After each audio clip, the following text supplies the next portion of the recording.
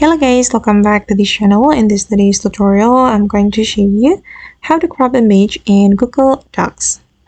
Okay, let's get into it guys. I have prepared my document in my Google Docs, and for example, I'm going to crop this image. First thing first, we can tap on the image.